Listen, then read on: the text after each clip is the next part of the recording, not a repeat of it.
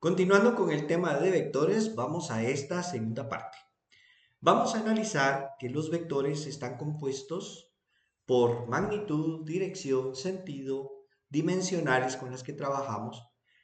Pero antes de pasar a eso, necesito que conozcamos algunas medidas que son vectores y otras que son escalares. Por ejemplo, entre las medidas escalares podemos tener la temperatura. Vamos con una persona y medimos, oh, sí tiene 25 grados centígrados de temperatura. Uy, esta persona está muy fría, está por morir. También podemos observar la cantidad de masa que tiene un objeto, que en este caso pudieran ser 10 kilogramos de masa. Pero si se dan cuenta, todos estos valores no me definen si se va hacia un lugar, o sea, hacia otro, sino que son únicamente valores de medida específicos del tamaño de lo que estamos midiendo. No importa la dirección. Pero en el caso de las medidas vectoriales, como lo pueden ver acá, necesitan de esa misma magnitud, o sea, ese escalar, pero le agregamos una dirección, como en este caso, que sería decir que se dirige hacia el norte. Eso ya me determina un valor que está dirigido en esa dirección. Un ejemplo, este corredor que dice que viaja a 60 kilómetros por hora, se trata de una persona que va en un vehículo y cada hora recorre 60 kilómetros. Es decir, que después de 2 horas ha transcurrido 2 horas de tiempo, pero 120 kilómetros recorridos. Lo importante acá no son esos 60 kilómetros que hace cada hora, sino que los hace en dirección hacia el norte. Aquí aparece una dirección, aparece un sentido de sur a norte, ya es una dirección de un recorrido, por lo tanto, esa magnitud se convirtió en vector. Ya no es rapidez, la rapidez sería su escalar, el vector sería la velocidad. Lo mismo sucede con las fuerzas. No es solo el hecho de aplicar una fuerza, sino que la dirección hacia donde la aplico. Porque pudiera estar empujando, pudiera estar jalando, pudiera estar levantando, pudiera estar profundizando a través de esa fuerza.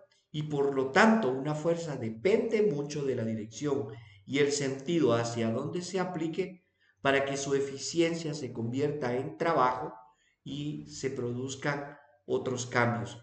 Entonces, de aquí la importancia de definir claramente qué es un vector. Y a eso le agregamos el desplazamiento.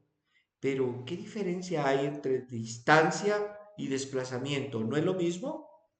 En términos físicos, vamos a definir la distancia como una medida escalar, únicamente el tamaño que hay de un punto a otro. Pero el desplazamiento va a ser ese escalar, pero ya dirigido en una dirección clara y definida y con un sentido. Entonces, la distancia es el escalar, el desplazamiento va a ser nuestro vector. Y así tenemos otros valores como la aceleración, el momento lineal, el campo eléctrico, el campo magnético. Algo muy importante entre las fuerzas es el peso. El peso es una fuerza aplicada en dirección hacia el centro de la Tierra, generado por la gravedad, y es un valor que sin ese sentido no se definiría como peso. El viento marca una trayectoria hacia dónde, si es hacia el norte, hacia el sur, la torsión hacia dónde giro un objeto. Todos esos son valores que necesitan una dirección o un sentido para existir y ser aplicados. ¿Cuáles son los elementos de un vector? Lo repetimos: magnitud, dirección, sentido. El punto de origen es muy importante determinarlo para saber dónde empieza ese vector y poder encontrar todos los demás elementos. Y después aparecen las componentes, como ya lo vimos en el simulador, que son los elementos tanto en el eje X como en el eje Y o incluso en un eje Z si estamos trabajando en tercera dimensión. Veamos las partes del vector acá. Pueden ustedes observar, tengo el vector que parte del punto B hacia el punto A, llamémosle vector A si queremos, y tenemos este valor. ¿Se recuerdan que habíamos mencionado que de forma matemática el vector está representado únicamente por su coordenada. En este caso la coordenada es 3,3.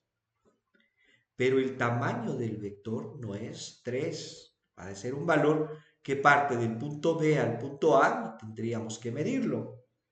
Pero algo que sí podemos descubrir acá es que tiene coordenadas rectangulares. 3 en X y 3 en Y. Y adicional vamos a agregar un ángulo que nos marca el sentido hacia donde se está moviendo y su dirección. Y acá el ángulo es de 45 grados. Algo muy importante que pueden ustedes observar. Caso particular, el ángulo de 45 grados nos convierte las componentes horizontal y vertical en valores exactamente iguales. Se recuerdan que 45 es la mitad de 90 y eso les puede aclarar un poquito esta situación. Partes del vector, magnitud, dirección, sentido. Luego analizamos su punto de partida, analizamos las dimensionales con las que estamos trabajando, ya sean metros, metros sobre segundo o cualquier otro valor del cual estemos hablando.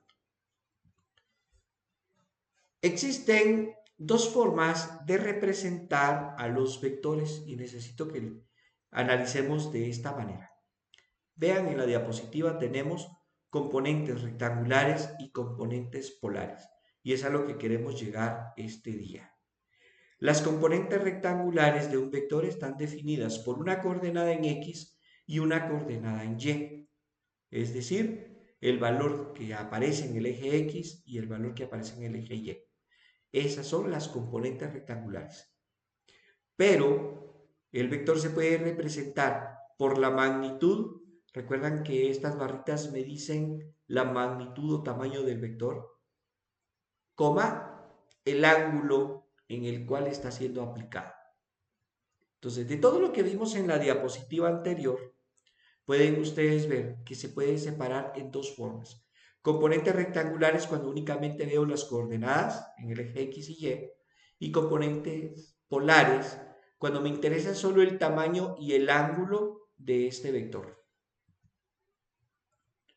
Para ello tendremos que analizar algunas relaciones que existen entre estos dos elementos. Aquí pueden ver ustedes un vector en sus componentes rectangulares. Vean que tengo una medida en Y y una medida en X en color rojo para este vector en específico. Esas son las componentes rectangulares, Bx y By. Pero también tengo el vector en forma polar. Las coordenadas polares, ¿cómo se representan? 5,36.86 y varios decimales ahí. El simulador me saca bastantes decimales que me pueden servir para orientarme a un valor más exacto. Pero veamos acá, el vector en forma polar solo me interesa el 5 y el ángulo de 36.86. ¿Qué es el 5? El 5 es la medida que hay desde este punto de origen hasta donde termina la flecha. Observen que las componentes rectangulares acá no les he puesto atención, aunque se ven en el plano 4 en X y 3 en Y, pero le estoy poniendo atención al tamaño que es desde acá hasta acá, que es 5, y al ángulo que es de 36.86. Estas son las coordenadas polares. Repetimos, coordenadas rectangulares cuando me interesa el valor en X y Y coordenadas polares cuando me interesa la magnitud o módulo y el ángulo en el que está siendo aplicado. Y para esto pueden ustedes ver el primer ejemplo que resolveremos a continuación. Tengo un vector que mide 7.21 y que está a un ángulo de 33.69. Esto quiere decir que mide de largo 7.21 y el ángulo que se colocó es de acá para acá. ¿Cómo se resuelve eso? Lo que tenemos que resolver realmente es un triángulo rectángulo que tiene como hipotenusa 7.21 y un ángulo principal de 33.69. ¿Qué es lo que voy a averiguar? El cateto adyacente y el cateto opuesto de este triángulo. que corresponderían a las coordenadas en X y a las coordenadas en Y. ¿Cómo se hace? ¿Cómo resolvemos un triángulo rectángulo del cual conocemos un ángulo y un lado? Pues nos vamos a las funciones trigonométricas. Para empezar, tengo la función seno del ángulo, que significa cateto opuesto dividido hipotenusa. En este caso, puedo despejar el cateto opuesto, que es el lado que voy a buscar. En este caso lo representaría la componente en Y. Conozco la hipotenusa, que es de 7.21, y conozco el ángulo, que es de 33.69.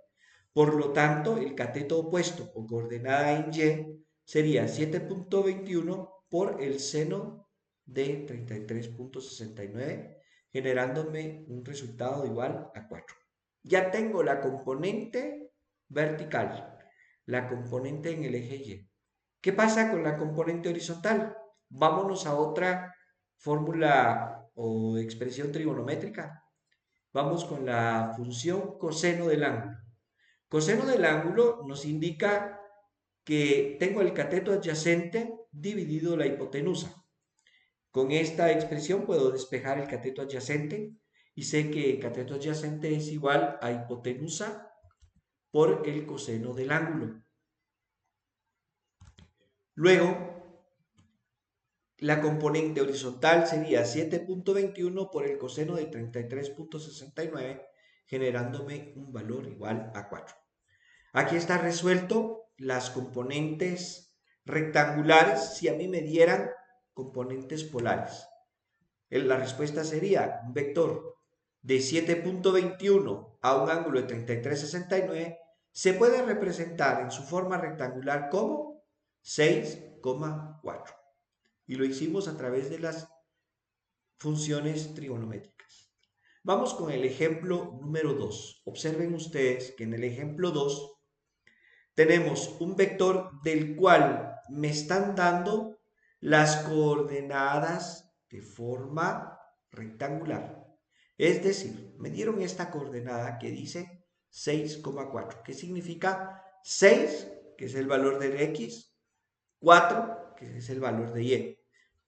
¿Cómo sé cuál es X y cuál es Y? Es una pregunta que se pueden hacer muchas veces. Por convención, nombramos primero la coordenada en X y luego la coordenada en Y para no perdernos en este punto. Algunos pudieran hacerlo al revés y ahí es donde ya no hablamos el mismo lenguaje y ahí pudiéramos tener problemas. Así que para este vector hagamos lo siguiente. Analicemos otra vez un triángulo rectángulo del cual conozco el cateto opuesto y conozco el cateto adyacente. Y ahora necesito encontrar la hipotenusa de este triángulo. ¿Cómo se encuentra la hipotenusa si conozco dos lados? Pues bien sencillo, nos vamos al teorema de Pitágoras, que nos dice que la suma de los catetos al cuadrado es igual a la hipotenusa. Acá tengo la componente en X al cuadrado y la componente en Y al cuadrado, que son los catetos de este triángulo. Los elevo al cuadrado, 6 al cuadrado y 4 al cuadrado, y calculo la raíz cuadrada de la suma de esos valores y me sale 7.21, que sería el tamaño de acá para acá. Luego, necesito relacionar los lados con los ángulos de un triángulo y para ello necesito las expresiones trigonométricas.